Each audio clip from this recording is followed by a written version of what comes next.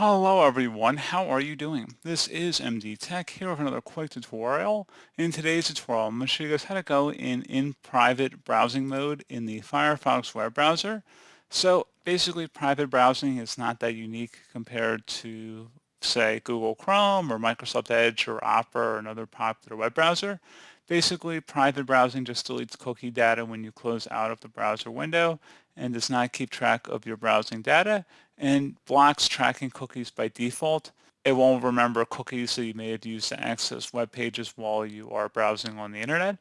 So this is hopefully going to be a pretty straightforward process here, guys. And without further ado, let's go ahead and jump right into it.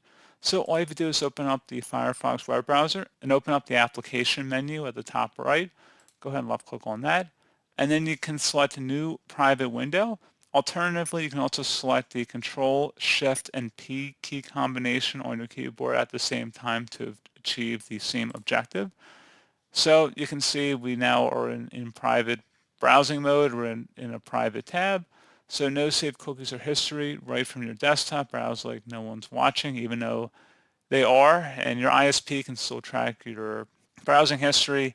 It just basically won't save cookies on your computer. That's kind of the point of the private mode on most web browsers. So pretty straightforward process on that, guys. If you really like the private browsing mode, you can actually pin into the taskbar by selecting Pin to Taskbar. And now even if you close out of in private browsing mode, you should have a shortcut down here for Firefox private browsing.